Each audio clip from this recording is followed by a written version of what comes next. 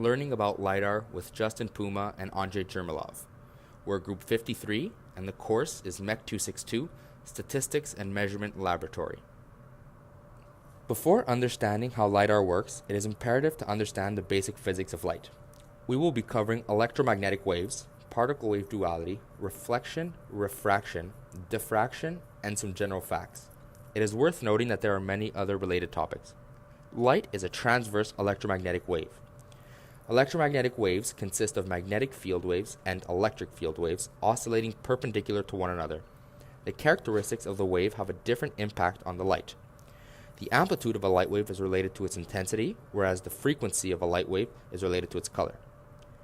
The relationship between wavelength and frequency can be described by the equation: the speed of light is equal to wavelength multiplied by the frequency, which proves that all electromagnetic radiation, regardless of wavelength or frequency, travels at the speed of light. Electromagnetic waves can be classified by their various wavelengths and frequencies, which is known as the electromagnetic spectrum.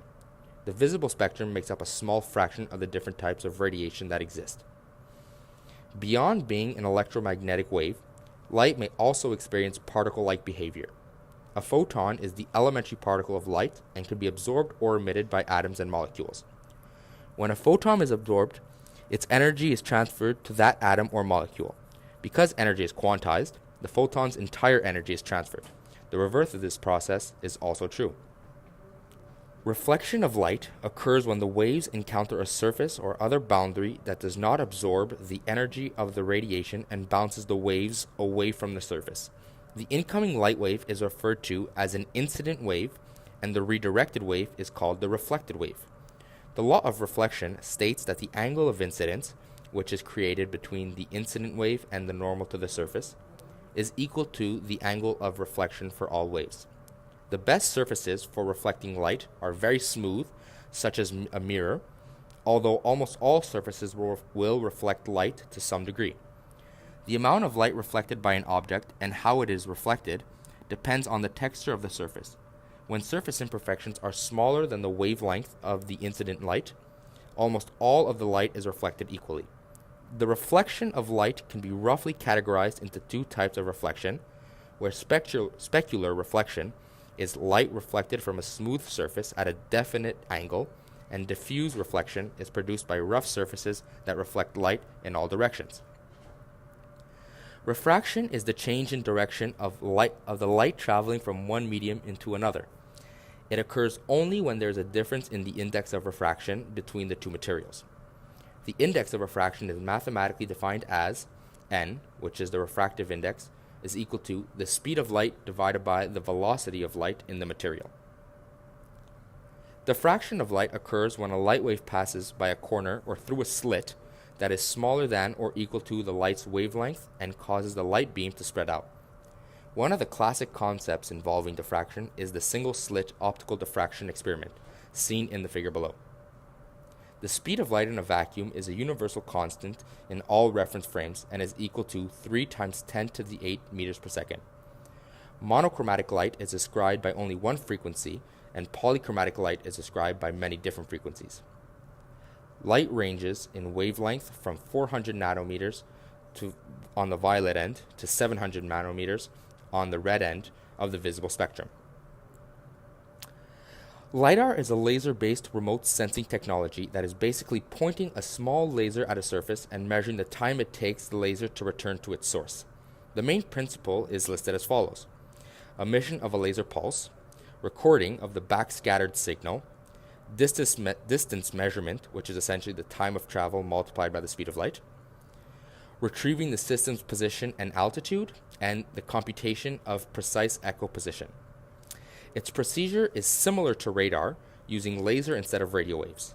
It begins with emitting a laser pulse on a surface, catching the reflected laser back to the LIDAR pulse source with sensors, measuring the time the laser traveled, and finally calculating the distance from the source with the formula: distance is equal to the speed of light multiplied by the time elapsed, all divided by 2. This process is repeated numerous times by LIDAR instruments and produces a complex map of the surveyed area, which is essentially creating a 3D point cloud. As for the components of LIDAR, LIDAR systems integrate 3 main components: the laser scanner, navigation and positioning systems, and the computing technology. As for the laser scanner, LIDAR systems pulse a laser light through air and vegetation, which uses an aerial laser, and even through water, which in that case uses a bathymetric laser. The scanner receives the light back and measures distances and angles. Scanning speed influences the number of points and echoes that are measured by a LIDAR system, and the choice of optic and scanner influence the resolution and the range in which you can operate the LIDAR system. Navigation and positioning systems determine the absolute position and orientation of the sensor.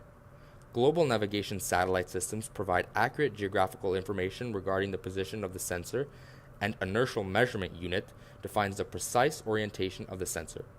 Data recorded by these two devices are then used to generate data into static points, which is the basis of the 3D mapping point cloud.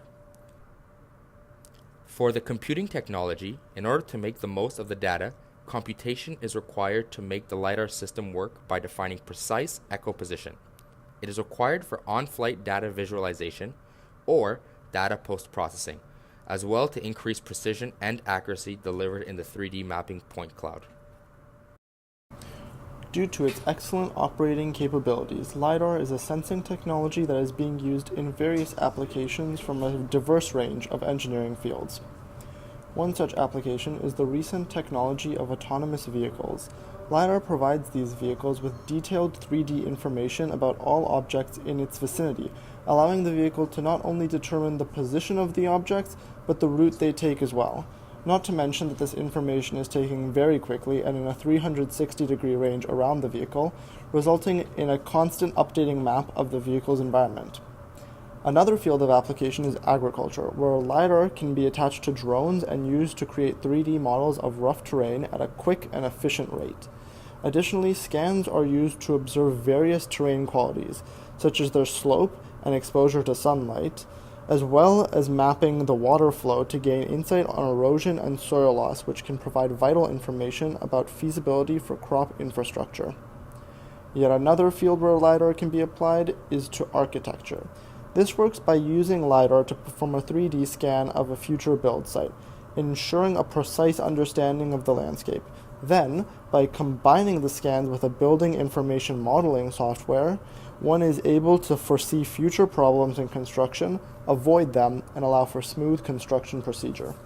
While LIDAR does have many advantages, it is not perfect, and it is important to understand the factors that limit its performance when considering if it should be applied for a certain task. Three broad things to consider are concerning the sensitivity and range of the device, as well as the environment it is used in. Recall from the working principle of LIDAR that in its calculation for the distance traveled by the beam, there exists only one other variable: time. Since the beam travels at the speed of light, even a very small change in time would result in a large change in displacement. As such, the resolution of the time measurement device must be as small as possible to increase the spatial resolution, resulting in a more accurate map. Another thing to consider is the working range of the device. Recall from the physics of light that as the light beam emitted travels, it disperses, covering a larger area. As a result, measurements taken from larger distances have a greater uncertainty in the measured value. This is particularly prominent in land surveying uncertainties.